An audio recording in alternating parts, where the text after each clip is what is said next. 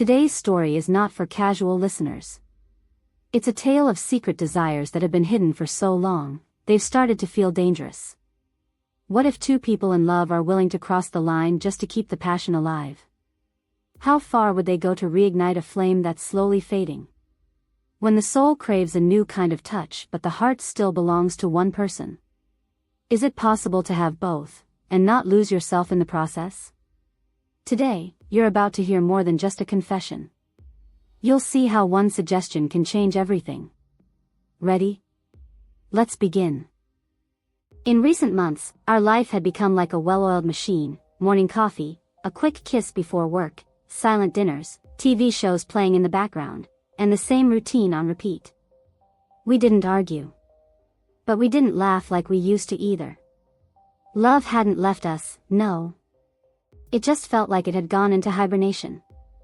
We had been together for nearly 9 years. We knew each other well.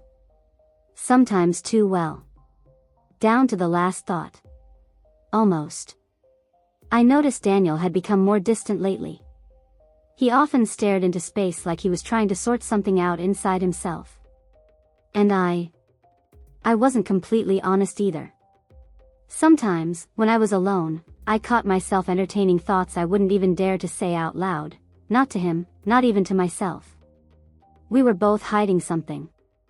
Living side by side, but slightly apart. That evening, we were lying in bed, our backs turned to each other. The light from his nightstand cast a long shadow across the wall, stretched out like our silence. I could hear him breathing. He wasn't asleep. He was thinking. "Claire," he said at last. His voice was quiet, as if afraid to wake me. Have you ever fantasized? I mean, about something different?" I turned toward him. He was staring at the ceiling, arms tucked behind his head. "What do you mean by different?" He hesitated. I could see his jaw tense, his chest rising slowly. "About a woman." He exhaled. "Have you ever wondered what it would be like, to be with one?" The silence rang between us. I didn't know what to say. I wasn't ready for that kind of question. "No," I managed. "Not seriously." He nodded, like he had expected that. Like he was ready to drop it. But I could feel my pulse start to quicken. Why? It was just a question. Just a silly fantasy, or was it? "And you?" I asked, my voice unsteady. "I've thought about it. Not often. Just once. Maybe twice." He finally looked at me. "But not about me. About you." Something clenched deep inside me. His gaze wasn't lustful, it was, strangely tender. "I imagined you, free. Losing control. With someone who makes you feel different." I didn't know how to respond. I stayed silent too long. And he, sensing it, pulled back. "Sorry. Forget it. Just a thought." He turned his back to me again. And I lay there in the dark, no longer feeling the sheets beneath me or the pillow under my head. Just a strange trembling in my chest. He wants me, with a woman? And the scariest part, I didn't feel disgust. I felt something else. At first, I tried to forget. I pushed the thoughts away like annoying noise outside the window. But they kept coming back, persistent, softer than a whisper, but crystal clear. Daniel's words floated up, as if he had whispered them right into my ear. I could feel them like a touch to the most hidden part of me. With someone who makes you feel different. That night, I slept uneasily. I kept waking up in the dark, over and over, feeling a strange tension, not anxiety, no. More like a flutter. A vague sense that I was standing at the edge of something unknown. In the morning, I tried to be normal. Breakfast, coffee, casual conversation. Daniel was calm too. He didn't bring it up. Not a hint. As if he'd never said anything at all. But his eyes, they were more observant. Like he was watching. Or waiting. Maybe even hoping. I put on my headphones and played music, trying to distract myself, but everything reminded me. The female voices in the songs suddenly felt more intimate. In the faces of strangers, I started noticing details I'd never paid attention to before: the soft curve of lips, the line of a waist, the graceful way someone walked. What's wrong with me? Was it just imagination? Or something more? I couldn't say it out loud. Not even to myself. But the truth was still there. I had started to imagine it. And not just someone abstract. I began picturing how it might look. How it might feel. Where I'd be. How it would begin, and what Daniel would feel watching it happen. And the more I thought about it, the less forbidden it seemed. On the contrary, it stirred something in me. Something I'd never allowed myself to explore was now pushing through, like a sprout breaking through a crack in the pavement. One day, almost without thinking, I opened my laptop and typed into the search bar: female sensuality. Experience. Psychology. First step. Nothing obscene. All very restrained. Almost academic. But between the lines, there was curiosity.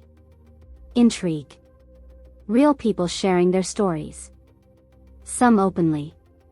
Some anonymously. And many, just as scared as I was.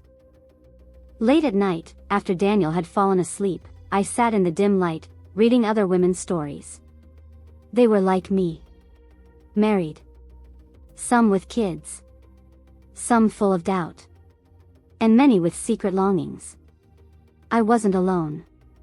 That became the beginning. A few days later, I noticed a new woman at the art co-op where I rented a small corner. She came for a consultation, wanted help designing the storefront for her massage studio. Blonde hair, a soft gray tunic, a voice with a hint of rasp.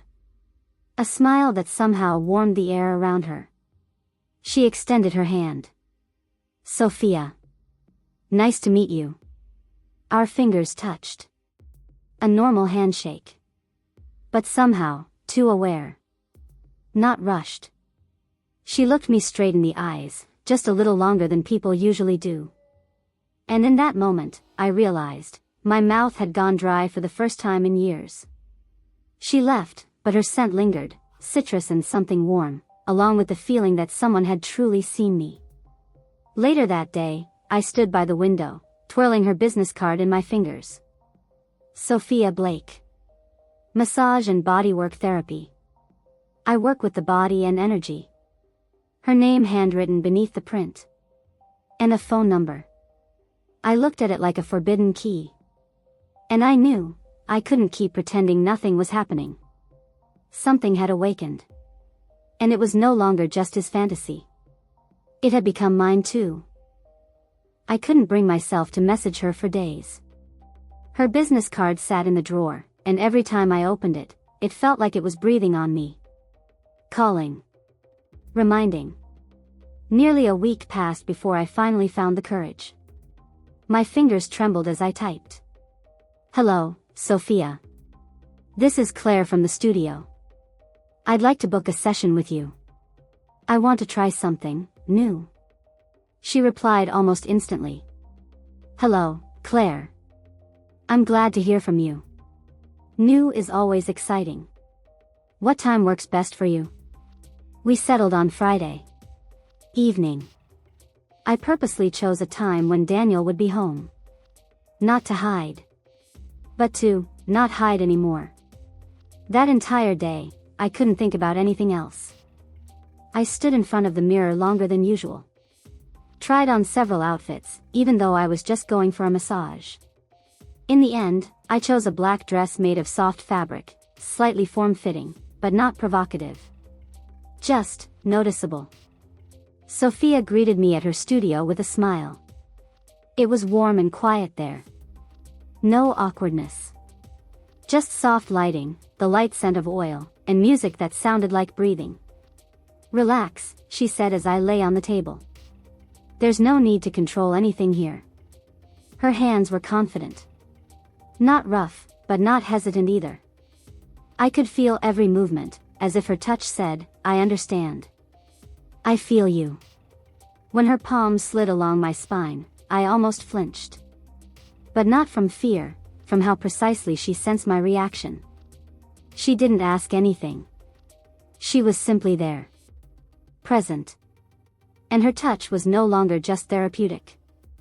"Are you okay?" she asked, her voice a bit lower than usual. I nodded without opening my eyes. At some point, she stopped.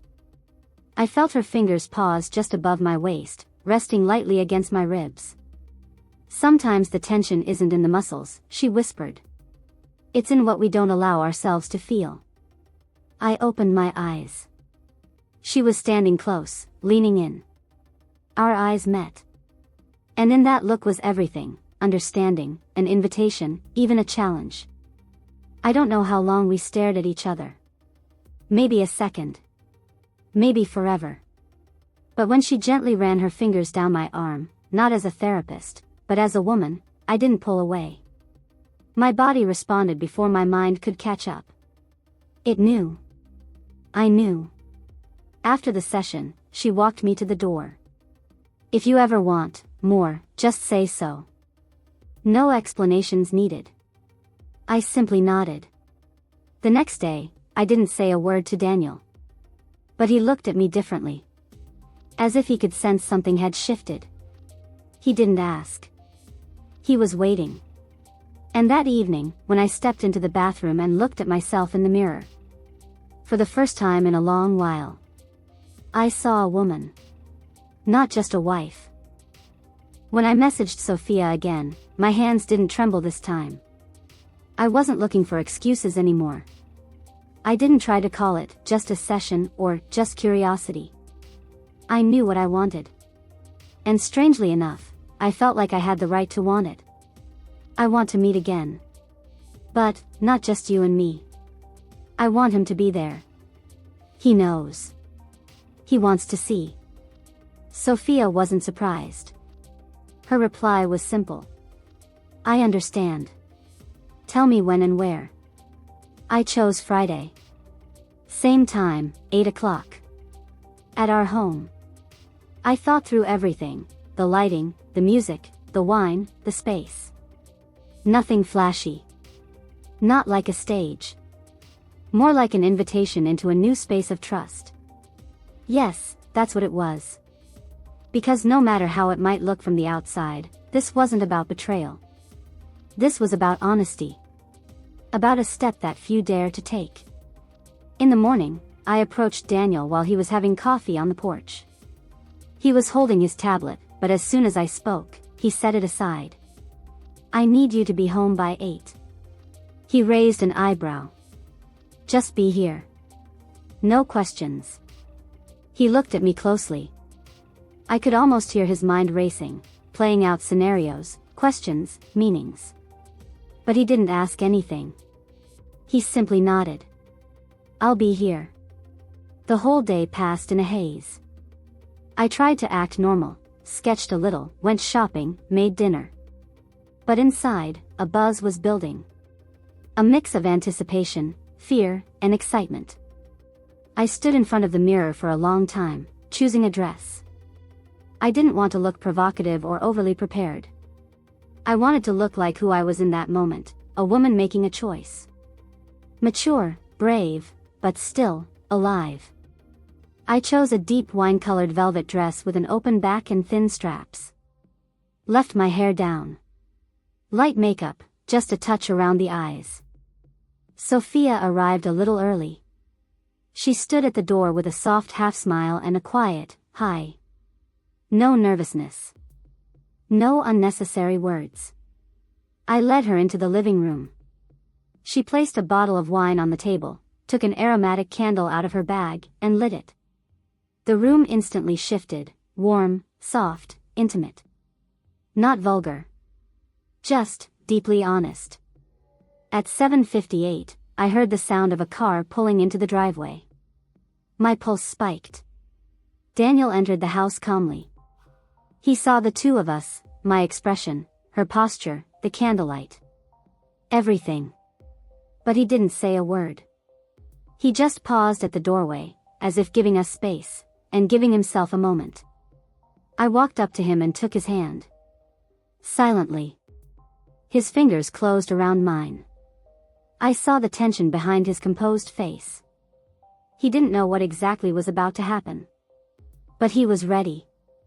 "Come with me," I said, softly but firmly. We entered the room where warm light, quiet music, and the woman who could change everything were already waiting. But I wasn't afraid anymore. I had made my choice. And tonight, his fantasy was no longer just his own. Now, it had become our reality. Sorry to interrupt this story, but I'd like to ask you to subscribe to the channel. It really means a lot to me, and for you, it's just one click. Thank you for your support. Let's continue. The room breathed with warm light, as if the entire space was wrapped in soft velvet. Music played faintly, not just background noise, but a rhythm that matched the beat of the heart. I stood between two worlds, the familiar, where I was a wife, an artist, a rational woman, and the new, where I was simply a body and desire. Sophia was beside me. She said nothing, but every movement she made seemed to invite me, trust. Allow. I didn't notice when she came closer. I just felt the warmth of her hand touch mine. Light, barely there, but steady. I glanced at Daniel. He sat in the chair, his posture tight, his eyes dark and focused. He didn't interrupt, didn't move forward. But I could feel it, he was living every sensation through me, as if it were happening to him, too. When Sophia's fingers slid along my arm, my breath shifted. I saw Daniel lean forward slightly. He wasn't just watching, he was absorbing every second like a precious moment. Sophia touched my cheek, slowly, with knowing. Then her lips met mine. It wasn't a rushed kiss. On the contrary, it was almost meditative. As if she asked first, and only then touched. My body responded to her warmth effortlessly. I leaned into her without thinking. Without planning. Just, allowing. Her arms were strong but gentle. She held me like the touch itself had meaning, even blessing. I didn't notice right away when Daniel stood up. I just suddenly felt his presence closer. He came forward. His hands slid around my waist, and I found myself between them, the man I loved, and the woman who had awakened something I hadn't known was inside me. Sophia stepped back, just a little. She didn't disappear, no. She gave space. She let me feel who I was in this moment. Daniel looked into my eyes. His lips moved. "You're incredible," he whispered, and I felt his voice sink under my skin. Our kiss was different. Not jealous, not possessive. It was full of pride? Openness? I couldn't name it exactly. But I knew, he hadn't lost me. He saw me. The real me. Sophia returned, this time from the other side. I could feel both of them, their hands, their breath. Everything slowed, like time paused so we could live every second of it. I don't remember who undressed me. It didn't matter. The dress slipped away like the rustle of leaves. No shame. No fear. Only openness. Only tension and awe. Sophia touched me, gently, attentively, as if she knew exactly what I needed. Daniel embraced me, breathed into my neck, whispered words that made my head spin. No one was rushing. It was about feeling. About trust. About finally stopping the pretending. And when we came together, he, she, and I, it wasn't about the physical. It was about release. About letting go of fear and being left only with the truth. The kind of truth that takes your breath away. The morning was too quiet. No sound from the kitchen, no footsteps in the hallway, even the birds outside seemed cautious.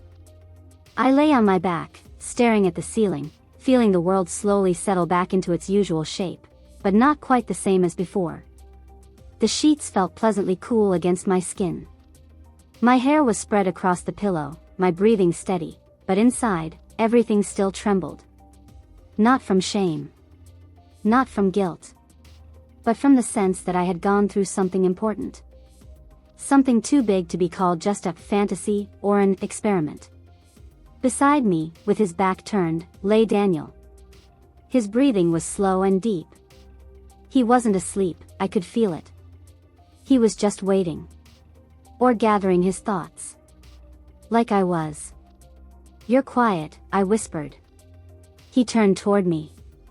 There was no confusion in his eyes. There was something else. Calm. Warmth. "I'm thinking," he said. "There's a lot to process. But I'm okay." "You?" I leaned into his chest. The rhythm of it was familiar, comforting. But now, I could hear something new in it. "I don't regret it," I breathed. "But I don't know what happens next." He ran his fingers through my hair. Gently. Almost more tender than usual. "Do we have to know right now?" We just lay there. In this new, strange, surprisingly peaceful after. An hour later, Sophia emerged from the guest room. She wore a simple light dress. Her hair was tied in a bun. No trace of last night's heat. Just a calm, assured smile. She walked over and sat beside us on the edge of the couch. "I won't interfere," she said softly. "This was your journey. I was just part of the path." I wanted to say something, thank her, explain myself, ask for clarity. But I couldn't. Because everything that needed to be said had already been spoken, not with words, but with bodies, glances, breath. Before she left, Sophia placed a note on the kitchen counter. Not a card. Not a letter. Just a torn piece of paper. It read, "You saw each other in a new way. Protect that. Even if one day things feel ordinary again." Signed, S, and a phone number, just in case. I stared at that paper while Daniel made coffee. His movements were slow, as if he too was listening to the silence. "You know," he said, "we can't go back to what we were. But maybe, that's a good thing." I didn't answer. I just walked up behind him and wrapped my arms around him. Sometimes, change isn't destruction. Sometimes, it's release. Sometimes, the most intimate desires don't destroy relationships. They reveal them all over again. Claire and Daniel dared to explore something that, for many, remains a silent fantasy. But what if true closeness lives beyond the limits of what we're used to? What if trust isn't just about words, but about the willingness to be vulnerable? Even with the boldest of desires? This story isn't just about passion. It's about honesty. About courage. About the truth that love can take many shapes. And sometimes, to feel closer, we have to step into the unknown. What about you? Have you ever had a desire you've never spoken out loud? Or has someone ever shared something with you that shocked you, yet touched something deep inside? Tell us in the comments, anonymously or openly. We read every single one. And if this story resonated with you, please leave a like. It truly helps our channel grow. Don't forget to subscribe, it's free, takes just a second. And your support is what allows us to keep sharing honest and powerful stories. What's coming next? Even deeper. Even more raw. Even more real. See you in the next story.